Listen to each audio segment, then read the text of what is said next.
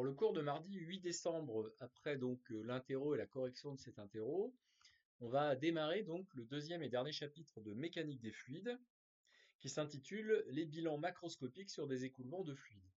Alors en fait, dans ce chapitre, il y a très peu de théorie, c'est surtout de la méthodologie. On va voir des techniques utilisant donc des grandeurs physiques sur lesquelles on va réaliser des bilans macroscopiques, utiliser des lois classiques de la mécanique. Et grâce à cette technique, à cette méthodologie, on va pouvoir résoudre des problématiques sur des écoulements de fluides qui paraissent très complexes. Alors, petit 1, on va réaliser d'abord les bilans mécaniques, ensuite on verra les bilans thermodynamiques. Et dans les bilans mécaniques, on va réaliser des bilans d'énergie mécanique, de quantité de mouvement et de moment cinétique. Dans les bilans thermodynamiques, on réalisera des bilans d'enthalpie et d'entropie. Alors, petit a, l'énergie mécanique. Alors bien sûr, on va d'abord rappeler donc la loi fondamentale de la mécanique qu'on va utiliser. Donc pour un système sigma fermé, c'est-à-dire qui n'échange pas de matière avec l'extérieur, dans un référentiel galiléen, en général le référentiel terrestre, supposé galiléen pour nous, la dérivée par rapport au temps de l'énergie mécanique de ce système fermé sigma à l'adapté, c'est égal à la puissance des actions extérieures non conservatives plus la puissance des actions intérieures non conservatives. Alors, sur l'exemple numéro 1, nous allons étudier une pompe hydraulique. Alors, une pompe hydraulique, effectivement, c'est un dispositif qui permet donc d'aspirer de l'eau et de la rejeter à une certaine altitude. Tout ça avec un débit volumique. Donc, dans une pompe hydraulique, il y a une hélice.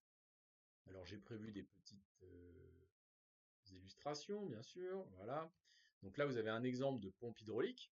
Donc là, évidemment, vous avez le moteur avec l'axe et qui va pouvoir exercer un couple moteur sur cette hélice. Cette hélice va être mise en rotation et va aspirer donc de l'eau. Et cette eau va être rejetée vers le haut et ensuite rejetée plus loin à la sortie d'une canalisation avec un certain dénivelé. Notre problématique, nous, c'est d'évaluer la puissance en watts nécessaire de la pompe. Donc la puissance que doit exercer la pompe, donc l'hélice sur le fluide, pour pouvoir réaliser cette expérience avec ce débit volumique et ce dénivelé grand H. Bien, alors ce qui nous intéresse, alors bien sûr déjà se dire, oh là là, la puissance exercée par une hélice, par une pompe sur un écoulement de fluide, ça paraît être assez compliqué. Et bien grâce à la technique du bilan macroscopique d'énergie mécanique, vous allez voir, c'est pas très facile, mais c'est tout à fait adapté à votre programme. Alors déjà les dimensions, on va prendre une canalisation donc de section 314 cm².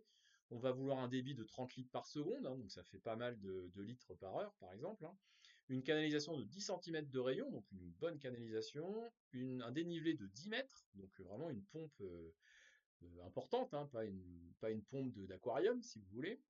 Et le système sigma, donc le système fermé sigma, que l'on va donc utiliser pour réaliser le bilan d'énergie mécanique et accéder à la puissance que doit exercer l'hélice de la pompe sur le fluide, eh bien, nous allons opérer de cette manière. On va d'abord choisir ce qu'on appelle un volume de contrôle. Alors en général, il n'y a pas d'ambiguïté.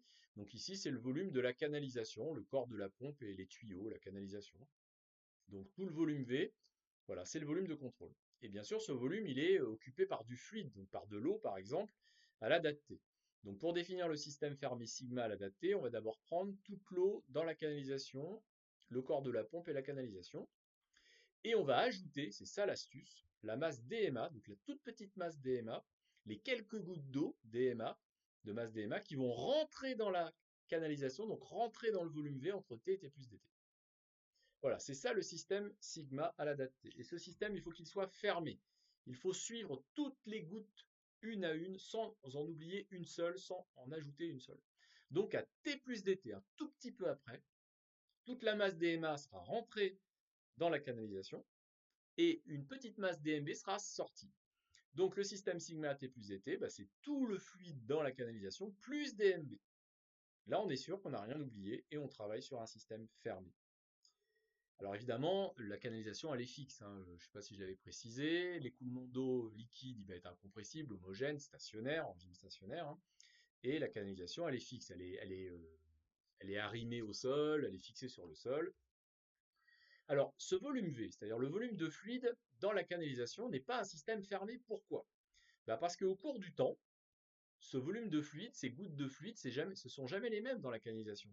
À 8 heures du matin et à 9 heures du matin, si la pompe fonctionne pendant plusieurs heures, ce ne sont pas les mêmes gouttes de fluide dans la canalisation. Donc, Le fluide dans le volume V est un système ouvert, ce n'est pas un système fermé. Voilà pourquoi il faut être astucieux. Pour utiliser un système fermé, il faut donc rajouter DMA à la date T, ce qui rentre, et rajouter à T plus DT DMB, ce qui sort. Sinon, le système n'est pas fermé. Et alors, une fois qu'on a défini proprement donc, le système, sigma à T et à T plus DT, et bien après, la technique est assez simple. On évalue l'énergie mécanique de sigma à la date T, donc c'est l'énergie mécanique de tout le volume V, de tout le fluide dans le volume V. Alors ça paraît très compliqué à évaluer cette énergie mécanique, mais on n'aura pas besoin de détailler, vous allez voir. Plus l'énergie mécanique de DMA, donc son énergie cinétique, son énergie potentielle de pesanteur, on suppose qu'il n'y a pas d'autre énergie potentielle.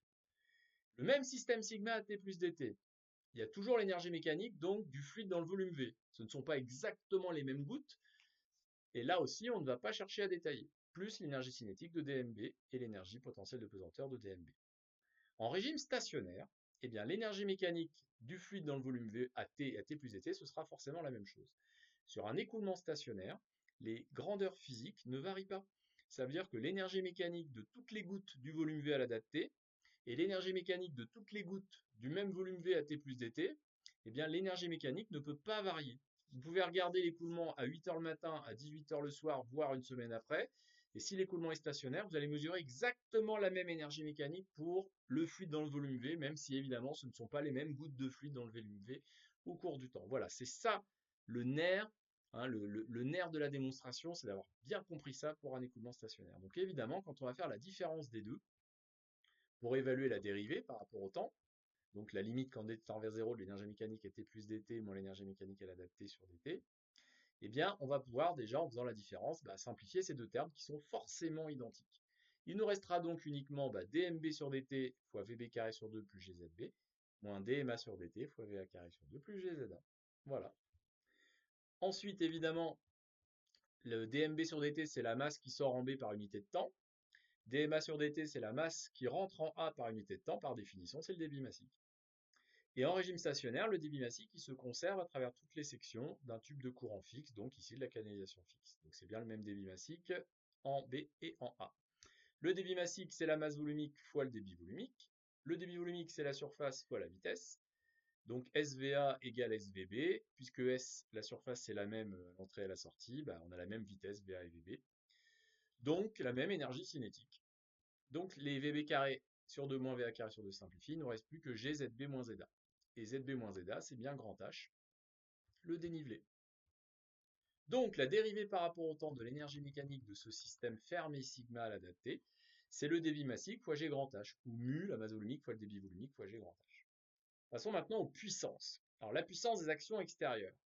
Alors les actions extérieures ici, les actions de contact, il y a les forces de pression à l'entrée en A, à la sortie en B. Il y a les forces exercées par la canalisation sur le fluide, qui ne sont certainement pas nulles. Et bien sûr, il y a l'action de l'hélice de la pompe sur le fluide. Il y a bien contact entre les gouttes de fluide, donc de notre système sigma, et la partie solide de l'hélice qui tourne.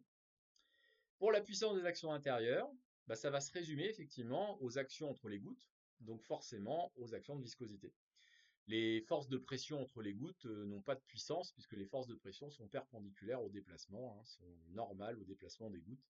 Donc il n'y a que les forces de viscosité qui sont tangentielles au déplacement des gouttes qui vont avoir une puissance non nulle pour les actions intérieures. Et pour la puissance des actions de viscosité, on décomposera en perte de charge régulière, perte de charge singulière. Donc puissance des pertes de charge régulières, puissance des pertes de charge singulières. Alors pour la puissance des forces de pression, ça va aller assez vite ici sur cette application, puisque à l'entrée, la pression c'est P0, la surface c'est S, la vitesse c'est VA, donc P0 SVA pour la puissance des forces de pression à l'entrée. Pour la puissance des forces de pression à la sortie, il y a un moins, puisque la force de pression en B est opposée à la vitesse VB. Donc moins P0 SVB, et puisque VA égale VB, ça fait donc 0. Globalement, il n'y a pas de puissance des forces de pression en A et en B ici. Pour la puissance des actions exercées par la canalisation sur le fluide, elle est nulle aussi, puisque la canalisation est fixe. Et les gouttes de fluide, elles sont fixes aussi, puisqu'il y a adhérence du fluide visqueux sur la canalisation, donc il n'y a pas de puissance non plus. Donc finalement, il reste que la puissance, pour la puissance des actions extérieures non conservatives, il va rester que la puissance de l'hélice, donc la puissance de la pompe. Pour les pertes de charge régulières, bon, on l'a déjà fait, mais on va le revoir rapidement. On évalue le nombre de Reynolds pour l'écoulement interne dans la canalisation, donc mu U 2R sur état, U la vitesse débitante, j'ai pris 1 mètre par seconde, avec le débit qu'on a choisi, la section qu'on a choisie, ça fait 200 000 pour le nombre de Reynolds. La rugosité, j'ai pris de la fonte, donc 0,26 mm, rugosité relative 0,0013, la viscosité dynamique de l'eau, la masonique de l'eau, et on en déduit le coefficient de friction grâce au diagramme de Moody. Donc en effet, avec un nombre de Reynolds de 200 000, une rugosité relative de 0,0013, donc on est un petit peu entre les deux si vous voulez, ça nous donne bien un coefficient de friction F à peu près à 0,023. Voilà. J'en déduis donc que delta P régulière, donc la surpression en pascal que l'on doit exercer pour maintenir ce régime stationnaire avec ce débit volumique, cette vitesse débitante. 1 demi de mu U carré L sur 2R fois F. La formule, bien sûr, n'est pas à connaître par cœur. Je vous l'ai déjà dit, on vous la donnera. Avec grand L, la longueur de la canalisation, j'ai pris 200 mètres en tout. Donc, c'est-à-dire la canalisation qu'il y a en amont et en aval de la pompe. Donc, toute la canalisation où s'écoule le fluide. J'ai trouvé 11 500 pascal. Donc, ça, c'est la surpression en pascal. Maintenant, pour avoir la puissance en watts, et on ne va pas redémontrer la formule, hein, c'est moins la surpression fois le débit volumique. Donc, moins 345 watts. Donc, c'est pas négligeable. Pour les pertes de charge singulières, alors évidemment, il y a une énorme singularité ici dans l'écoulement, c'est la pompe. Donc la pompe en elle-même, évidemment, c'est une singularité dans l'écoulement. Donc je vais avoir une surpression à exercer pour contrer effectivement la perte de charge due à cette singularité, 1 demi de mu U carré zeta. Et zeta, c'est le coefficient de singularité. Alors j'ai pris, bien sûr, vous n'allez pas le connaître par cœur, hein, j'ai pris dans des tabulations celui d'une pompe avec à peu près les dimensions de ma canalisation. C'est à peu près 3, alors ça peut aller jusqu'à plus de 10 pour vraiment des très grosses pompes, j'ai pris 3, ça donne 1500 pascal. Donc la puissance en watts des pertes de charge singulières, moins delta P singulière fois le débit volumique, moins 45 watts. Alors évidemment, c'est pas négligeable, c'est plus petit que les pertes de charge régulières, mais j'ai pris une canalisation très longue. Ce qui nous donne donc pour la puissance totale dissipée par viscosité, moins 390 watts. Donc ça, c'est de l'énergie mécanique qui est transformée en chaleur, hein, comme vous l'avez compris, j'espère. Je reprends le bilan et j'ai donc la puissance de la pompe, la puissance de l'hélice de la pompe qui vaut grand DMGH, moins P régulière, moins P singulière. Donc en fait, on fait la somme des trois, hein, 3390 watts. J'en déduis donc que pour contrer la viscosité, la pompe doit exercer 390 watts et pour contrer le dénivelé, 3000 watts. Donc là, la viscosité, c'est pas négligeable. Alors une pompe de plus de 3000 watts, de plus de 3 kW, c'est déjà une grosse pompe de relèvement, si vous voulez. Une pompe classique pour une piscine de particulier, c'est aux alentours de 1000 watts, d'un kilowatt. Alors, après cette première utilisation d'un bilan macroscopique sur une grandeur scalaire, ici, c'était l'énergie mécanique, eh bien, on va réutiliser donc un bilan d'énergie mécanique pour démontrer un théorème qui est à votre programme. Et la démonstration qui est attendue en PSI, c'est celle-là. C'est celle qui part d'un bilan macroscopique d'énergie mécanique. C'est le théorème de Bernoulli. Alors, historiquement, il est très important parce qu'on va dire que c'est la première loi, le premier théorème, le premier outil pour faire des prévisions, des évaluations sur les écoulements, historiquement 18e siècle. Hein, donc c'est une loi assez ancienne. Alors, on va s'intéresser à son cadre d'utilisation, qui est assez restreint, comme vous allez pouvoir le voir. Donc il faut un tube de courant fixe. Bon, ça, ok. Par exemple, une canalisation fixe. Mais ce n'est pas nécessaire. Un tube de courant fixe, il n'y a pas forcément du solide autour du tube de courant. Ça peut simplement être des lignes de courant. Voilà. Donc il n'est pas forcément matérialisé, ce tube de courant. L'écoulement doit être incompressible, homogène, stationnaire, normal. Alors la grosse hypothèse, c'est qu'on doit considérer que l'écoulement est parfait. Ça veut dire qu'il n'y a pas de viscosité entre les gouttes de cet écoulement. Et ça, c'est évidemment une grosse approximation. C'est même une approche assez simpliste du phénomène, puisqu'on a vu qu'à part les superfluides, comme l'hélium superfluide, et c'est très rare, il y a toujours de la viscosité. Donc ça, c'est la grosse hypothèse. C'est pour ça qu'on se permet de dire que le théorème de Bernoulli, c'est une première approche, hein, une première interprétation du phénomène. Mais soyez pas surpris, hein, c'est très utile dans beaucoup d'exercices, dans beaucoup de problèmes. On va soit sans ambiguïté, soit de manière sous-entendue vous le faire utiliser, vous faire comprendre qu'on se permet de l'utiliser en première approximation. Alors sinon, on est dans un référentiel galiléen, on n'a que le champ de pesanteur uniforme, bon ça va, et pas de partie mobile dans l'écoulement. Donc dans ce tube de courant, il ne faut pas qu'il y ait de partie mobile, pas d'hélice, pas de turbine ou autre partie mobile. Donc j'ai dessiné un tube de courant, par exemple une canalisation, mais ce n'est pas nécessaire, ça peut simplement être une ligne de courant voilà, non matérialisée dans un référentiel galiléen. J'appelle V le volume de ce tube de courant, j'appelle SA, SB une section du tube de courant à l'entrée et à la sortie, et je vais définir un système fermé, sigma à la date t. Donc je vais prendre le fluide dans le volume V du tube de courant, plus dma, la petite masse de fluide, donc les petites gouttes qui vont rentrer entre T, T plus dt dans ce volume V. Le même système sigma T plus dt, puisqu'il doit être fermé, c'est toujours le fluide dans le volume V, plus dmb, les petites gouttes, la petite masse qui va sortir de ce tube de courant entre T, T plus dt. J'évalue la dérivée par rapport au temps de l'énergie mécanique de ce système fermé sigma, comme on l'a fait tout à l'heure, hein. Et puisque je suis en régime stationnaire, l'énergie mécanique du volume V ne change pas au cours du temps, donc il va me rester uniquement dm, le débit massique, Vb carré sur 2 plus gzd, moins Va carré sur 2 moins gz. Bien. Alors, ici, il n'y a pas de puissance des actions intérieures puisqu'on néglige la viscosité entre les gouttes. Il ne reste, il n'y a pas de puissance, et bien sûr, d'une hélice, hein, d'une partie mobile. Il n'y a que la puissance des forces de pression à l'entrée, à la sortie. Et vous allez me dire, ah, et peut-être sur la partie latérale. Alors, soit c'est une canalisation fixe et il n'y a pas de puissance, comme on l'a expliqué tout à l'heure. Soit il n'y a pas de canalisation fixe, et donc il y a un autre fluide, si vous voulez. Mais là, on a une ligne de courant. Donc ça veut dire que les forces de pression exercées par l'extérieur, elles sont perpendiculaires à la surface, donc perpendiculaires à la ligne de courant. Et sur une ligne de courant, la vitesse du fluide, elle est tangente. Donc on aura forcément Fp scalaire V égale 0. Donc de toute façon, qu'il y ait une canalisation fixe ou pas, si c'est un tube de courant, la puissance des forces de pression sur la surface latérale, ou la puissance de la canalisation sur la surface latérale du système sigma, sera toujours nulle. Il nous reste donc, après simplification, ah oui, pardon, enfin j'ai trop vite, la puissance des forces de pression, c'est PA SAVA moins PB SBVB, donc entrée-sortie. Donc PA moins PB dV, le débit volumique, qui se conserve, puisque c'est incompressible, SAVA égale SBVB égale dV. Et le débit volumique, c'est le débit massique sur la masse volumique. Donc après simplification par le débit massique, on obtient effectivement cette égalité. Cette égalité qu'on appelle le théorème de Bernoulli. Alors théorème de Bernoulli qui en PSI s'applique dans le strict cadre que j'ai précisé, dans un tube de courant, qui peut être petit, grand, peu importe. Souvent, on l'applique parfois entre deux lignes de courant, par exemple. Alors en réalité, le théorème de Bernoulli, il traduit la conservation de l'énergie totale volumique. C'est-à-dire que l'énergie totale volumique en Joule-3 en A va être la même en B. Elle va se conserver dans l'écoulement, puisque dans les hypothèses qu'on a choisies, il n'y a aucun terme dissipatif. Pas de viscosité, il n'y a aucun terme d'apport ou de consommation de cette énergie, donc pas de partie mobile. Alors en effet, mu V carré sur 2, c'est l'énergie cinétique, hein, volumique. Mu Gz, c'est l'énergie potentielle volumique, hein, mgz de pesanteur. Mv carré sur 2 pour l'énergie cinétique. Et la pression, eh ben, curieusement, vous l'apprenez peut-être aujourd'hui, mais la pression, c'est une énergie volumique.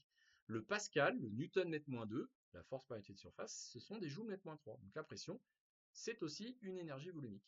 Et c'est l'énergie volumique totale qui va se conserver quand on se donne le droit d'utiliser le théorème de Bernoulli, quand on est dans le cadre, dans l'hypothèse d'utilisation du théorème de Bernoulli. C'est tout pour la partie théorique de ce cours. On va pour finir le cours simplement voir des applications de ce théorème de Bernoulli. Elles sont très nombreuses, bien sûr, on ne va pas toutes les voir. On va simplement interpréter les phénomènes les plus importants qu'on rencontre le plus souvent à l'écrit, au l'oral, au concours. Et les interprétations qu'on va donner sont simplistes, puisqu'on va se permettre d'utiliser le théorème de Bernoulli, alors qu'en réalité, il n'est pas exactement utilisable, bien sûr, puisqu'il y a toujours de la viscosité. Mais ça, vous en êtes conscient. Donc on pourra critiquer évidemment l'interprétation et les résultats obtenus. Donc en première approche, si on veut interpréter l'effet Venturi. Alors l'effet Venturi, c'est quand vous avez donc un étranglement dans une canalisation ou dans un tube de courant. TDC, tube de courant. Donc quand il y a un étranglement dans une canalisation ou un tube de courant, c'est que forcément il y a une augmentation de la vitesse, puisque V2S2 égale V1S1, conservation du débit volumique, donc V2 plus grand que V1. Et si on utilise, en tout cas si on se donne le droit d'utiliser le théorème de Bernoulli ici et ici, puisque bien sûr là, le dénivelé Z, voilà, on suppose qu'il est négligé ou qu'il est nul, puisque V2 est plus grand que V1, ben on a P2 qui est plus petit que P1.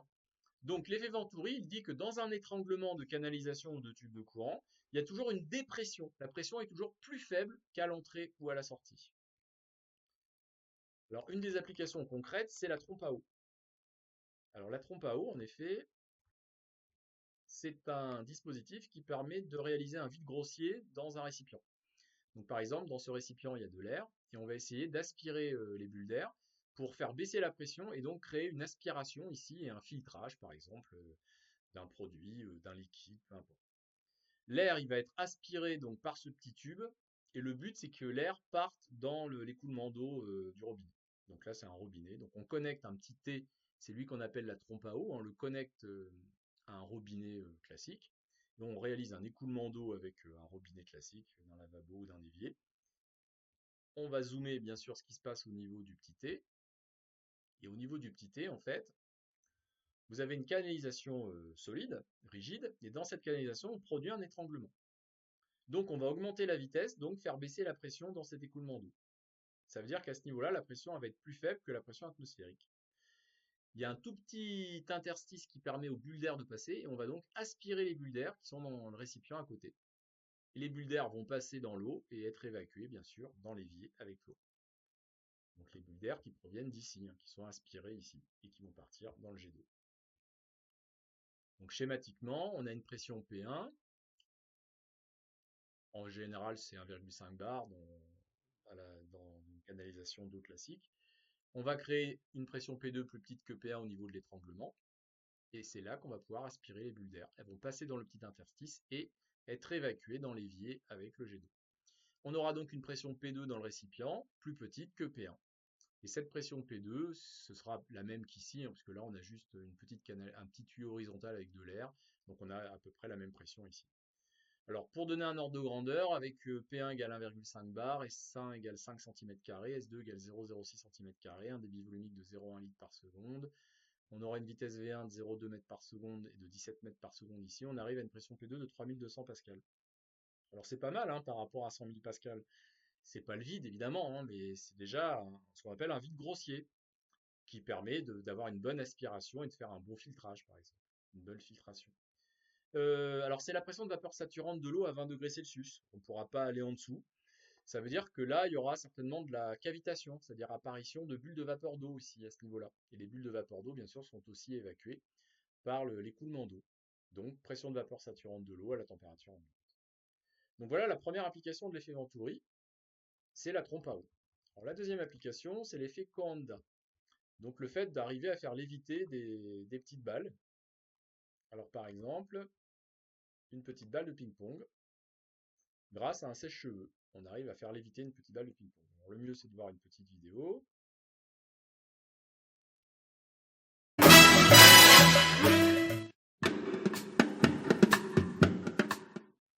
Donc ici, on a une soufflerie. On va envoyer un jet d'air. Là, vous avez un fil à plomb qui vous montre que la gravité, elle est bien dirigée vers le bas. Et là, vous avez une petite balle de ping-pong qui, effectivement, qui n'est pas hyper stable, mais qu'on arrive à faire léviter. Donc on a une forme de lévitation contrôlée par ce flux d'air. Alors l'interprétation, on va se permettre de la faire grâce au théorème de Bernoulli, donc une interprétation simpliste en première approche. Voilà, donc il y a le poids qu'il va falloir contrer, et on va le contrer grâce à une portance, donc à une résultante des forces de pression. Donc on va créer un flux d'air avec un resserrement des lignes de courant au-dessus. Donc on aura des grandes vitesses et des basses pressions, donc effectivement un effet de portance F dirigé vers le haut. Alors on va revenir bien sûr sur cette explication. Donc là vous avez la soufflerie avec une vitesse V0 pour les bulles d'air. On va créer un resserrement. Alors, le fait d'incliner la soufflerie, on va créer un resserrement des lignes de courant au-dessus et un écartement en dessous. Donc, on aura une vitesse V1 plus grande que V0 et une vitesse V2 plus petite que V0. Ce qui provoque effectivement une pression P1 qui va être plus petite que la pression P2. Donc, grande vitesse, basse pression. Faible vitesse, haute pression. Donc, puisque la pression elle est plus forte en bas qu'en haut, ça provoque une résultante des forces de pression qu'on appelle une portance, dirigée vers le haut, et qui pourra contrer le poids si la balle n'est pas trop lourde. Ça marche très bien avec une balle de ping-pong. C'est ce qu'on appelle l'effet Coanda. Alors une application un petit peu plus sérieuse, enfin moins ludique, c'est le tube de Pitot. Alors le tube de Pitot, c'est un instrument historique en aéronautique qui est toujours utilisé.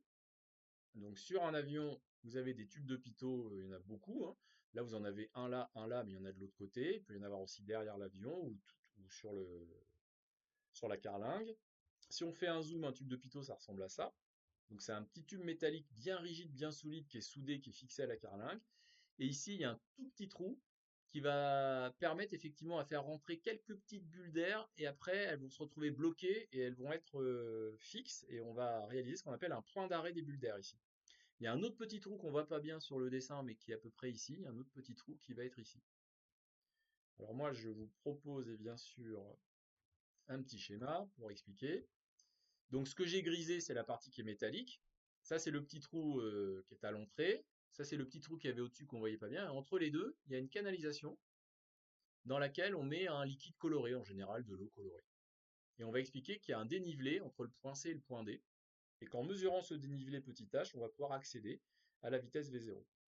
Alors bien sûr, on est dans le référentiel lié à l'avion, lié au tube de Pitot, donc le tube de Pitot est fixe. En supposant qu'il n'y a pas de vent, V0 c'est la vitesse de l'avion, donc du tube de Pitot. Donc dans le référentiel lié au tube de Pitot, V0 c'est la vitesse des bulles d'air loin de l'avion. Donc en fait, ce qu'on va mesurer en réalité, c'est la vitesse de l'air par rapport au tube de Pitot, ou la vitesse de l'avion par rapport à l'air. Donc la vitesse de l'avion par rapport à la Terre, si l'air est fixe par rapport à la Terre, donc s'il n'y a pas de vent. Bien sûr, s'il y a du vent, le pilote, il a l'indication Pitot et il prend en compte le vent que lui a donné la tour de contrôle, par exemple. Bien, alors en effet, en A, il y a un point d'arrêt. C'est-à-dire que là, il y a quelques bulles d'air qui arrivent à pénétrer, à s'agglutiner, puis après, ça bloque tout le reste. L'air ne peut pas circuler, puisque là, il y a un liquide qui va bloquer. Alors, la pression en A, on va l'évaluer à partir de la pression P0 qu'on a loin, la pression atmosphérique qu'on a loin de l'avion, en appliquant le théorème de Bernoulli. On a donc P0 plus mu V0 carré sur 2 égale PA plus mu VA carré sur 2. Là, il n'y a pas de dénivelé, bien sûr, pas de variation de Z. VA, c'est à peu près nul, on vient de l'expliquer. Donc, on a la pression PA qui vaut P0 plus mu V0 carré sur 2. Alors, bien sûr, sur le petit trou qui est ici, il y a un point B.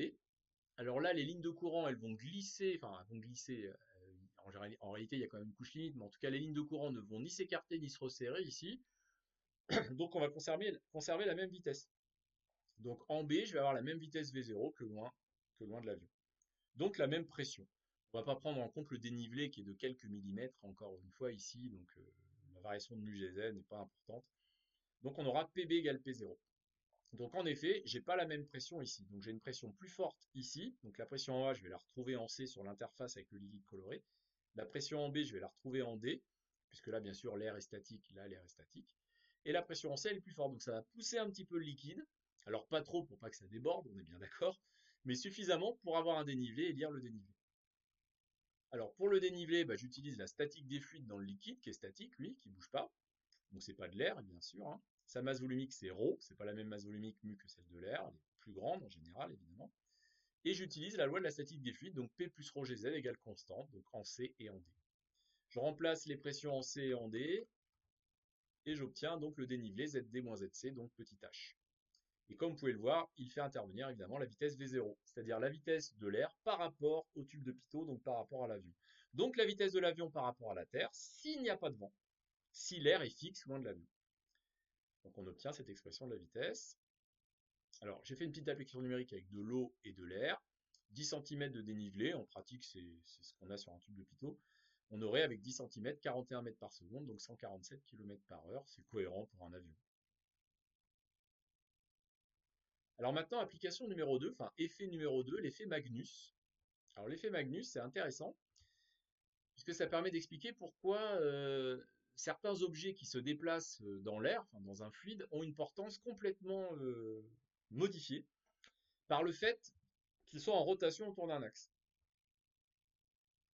Alors on va commencer par un événement historique de mon enfance, je ne vous le cache pas.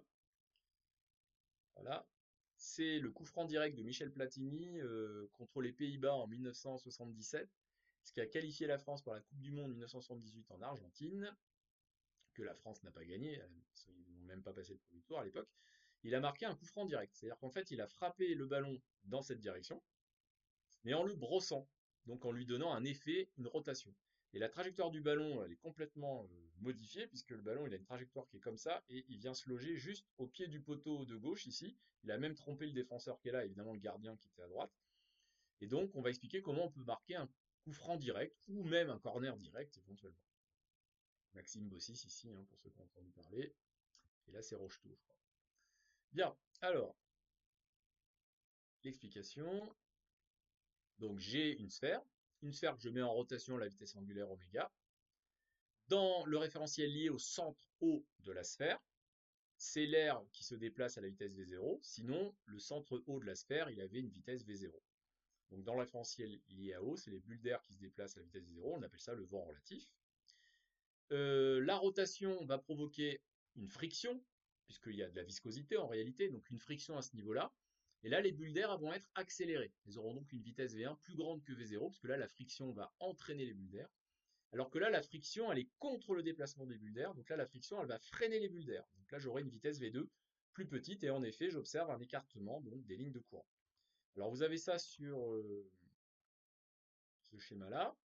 Donc ça, c'est la sphère qui ne bouge pas. Donc dans le référentiel lié à la sphère qui ne bouge pas du tout, sans rotation, vous avez l'écoulement d'air à la vitesse V0. Et là, on voit bien que les lignes de courant se resserrent, mais de la même façon. Donc là, l'écoulement est symétrique, donc là, il n'y aura pas de portance, pas de différence de pression. Alors que là, avec la sphère qui est en rotation, qui tourne donc dans ce sens-là, vous avez en A un resserrement des lignes de courant, donc une augmentation de la vitesse du fluide, et là en B un écartement, une diminution. Donc on n'aura pas la même pression en A et en B, donc on va modifier la portance, donc on va créer une portance d'ailleurs ici. Bien, alors si on se donne le droit d'utiliser le théorème de Bernoulli, bon, qui est évidemment un peu simpliste, puisqu'en réalité on a expliqué que c'est parce qu'il y a de la viscosité que la vitesse est modifiée ici, que les lignes de courant sont perturbées, sont modifiées par la rotation de la sphère. Je vais avoir ici une pression P2 plus grande que P0. Donc une portance qui va être perpendiculaire donc au vent relatif et dirigée vers le haut. Alors pour le coup franc direct de Michel Platini, donc là c'est le but, là c'est le ballon, donc il le frappe dans cette direction. Il va donc produire un vent relatif dans le référentiel lié au centre du ballon, un vent relatif V0 comme ceci. Il a brossé, il a frappé le ballon donc intérieur du pied droit, donc c'est pour ça que le ballon tourne dans ce sens-là. Et c'est pour ça qu'on va avoir une portance perpendiculaire au vent relatif dans cette direction. Donc le ballon qui a été frappé dans ces directions avec cette vitesse, eh bien sa trajectoire va s'incliner sous l'effet de cette portance, va s'incurver, et bien sûr avec du talent et de la dextérité, on va pouvoir se retrouver voilà, sur l'autre poteau. C'est comme si on frappait dans cette direction-là et que le ballon il allait juste se loger derrière le poteau. Donc voilà pour l'effet Magnus. Alors bien sûr, une application un peu plus sérieuse, c'est l'application des voiles de Flettner. Alors les voiles des Flettner, c'est une génération de voiliers avec des gros cylindres qui sont fixés sur le bateau. Au lieu de mettre des voiles, on met ces gros cylindres, et ces gros cylindres, ils sont mis en rotation autour de leur axe par des moteurs. Alors quel est l'effet? Donc là, le bateau, par exemple, il se dirige dans cette direction. On a un vent relatif, donc là, attention, hein, un vent relatif, ça veut dire qu'il y a certainement du vent, du vrai vent ici, hein. Donc c'est la vitesse donc, du vent par rapport au bateau, et le bateau il se déplace bien sûr par rapport au vent aussi.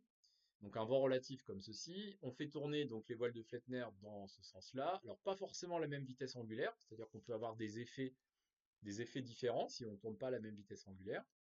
Et là donc perpendiculairement, on a bien une vitesse plus petite ici, donc une pression plus grande, donc une portance comme ça, ici une portance comme ça. Et donc la portance, c'est comme la force motrice sur la voile du voilier, ça va donc donner une force motrice au bateau dans cette direction-là. Alors je répète, on peut avoir des vitesses angulaires différentes, et donc on peut faire pivoter le bateau, on peut le faire reculer, enfin bon, tout un tas de phénomènes possibles avec les voiles de Flettner. Ce sera tout pour l'effet Magnus, qu'on a donc interprété de manière simpliste, mais à la portée d'un élève de PSI avec le théorème de Bernoulli. Et enfin, pour terminer, on va s'intéresser donc à la problématique de la vidange d'un réservoir. Alors ça, je ne vous cache pas que ça tourne très souvent dans les exercices, notamment à l'oral. Donc là, par exemple, une petite bouteille d'eau avec de l'eau. Voilà, un niveau d'eau, on a percé un petit trou ici, donc il y a bien une vidange, il y a bien de l'eau qui s'échappe. Et on va essayer d'évaluer en combien de temps on va vider la bouteille. Voilà. La photo ici, c'était pour le vortex du TD de lundi matin. Alors pour la vidange, là aussi, modèle simpliste, mais c'est ce qu'on attend de vous. Donc je modélise le réservoir avec un niveau d'eau à la date T, donc H de T, pression atmosphérique au-dessus, un point A sur l'interface avec l'atmosphère, surface grand S, masse volumique mu pour l'eau. Le petit robinet, le petit trou en B, avec la vitesse VB d'échappement, petit S pour la section, P0 aussi, puisque ça s'échappe dans l'atmosphère, pression extérieure P0. Donc Z égale ZA ici, Z égale 0 ici pour le point B. Alors, première hypothèse, avant d'utiliser le théorème de Bernoulli, on va supposer que le régime est quasi stationnaire. Alors, il n'est pas strictement stationnaire, évidemment, puisque ici, H va diminuer au cours du temps, et le but, c'est qu'on vidange, qu'il n'y ait plus d'écoulement. Donc, ce n'est pas strictement stationnaire, non, c'est pas possible. Quasi stationnaire, c'est-à-dire qu'on va considérer que H va varier très lentement dans le temps. Alors, pour que ce soit vérifié, Il faut alors que la vitesse VB soit beaucoup plus grande que la vitesse VA pour pouvoir considérer que le niveau H varie très très lentement. Et pour pouvoir avoir une vitesse en A très petite devant la vitesse en B, bah, il faut que la surface grand S soit très grande devant la surface petit s. Conservation du débit volumique, hein, puisque l'écoulement reste quand même incompressible. Donc grand S VA égale petit s VB. Et évidemment, si grand S est très grand devant petit s, VA est très petit devant VB. Alors, l'hypothèse du régime quasi-stationnaire pour les écoulements, elle est très importante, puisqu'elle vous permet d'utiliser le théorème de Bernoulli, évidemment si on a toutes les autres hypothèses. Référentiel galiléen, pas de partie mobile, on néglige la viscosité, etc.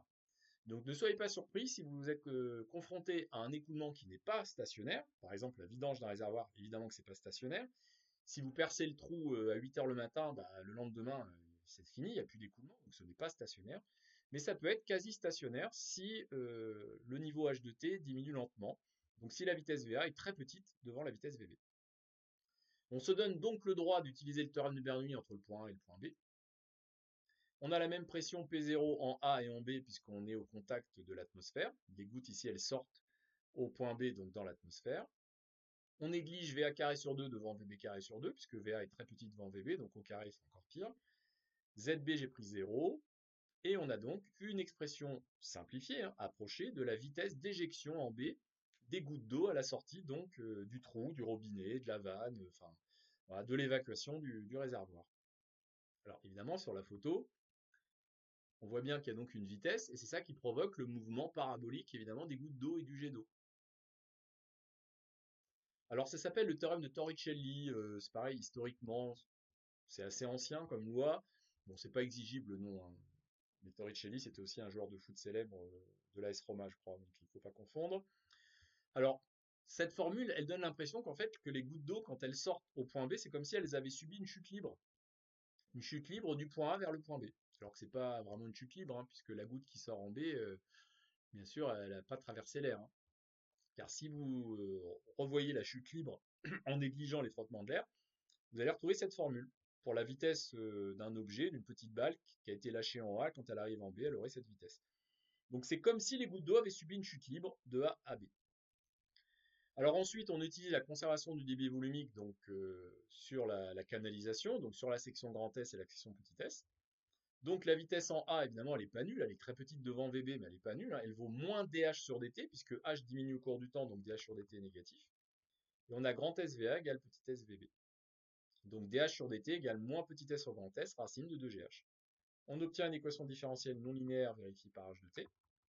On la résout par séparation des variables, donc DH sur racine de H égale moins petit s grand S fois DT, on intègre. À t égale 0, on avait pris petit h égale h0, donc ça me permet d'avoir la constante d'intégration. Moi, je veux la date t, que j'appelle delta t, quand petit h égale 0, qui correspond à la vidange du réservoir.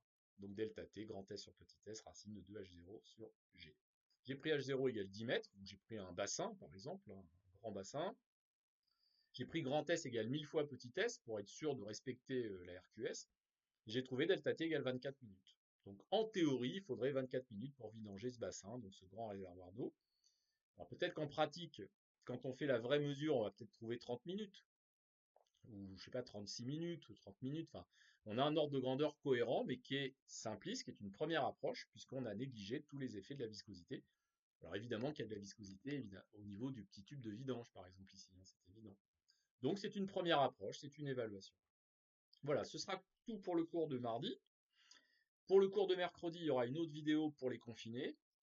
Et le cours de mercredi, on va poursuivre les bilans macroscopiques, mais sur d'autres exemples, effectivement, de grandeur, notamment la quantité de mouvement, le moment cinétique, et des grandeurs thermodynamiques.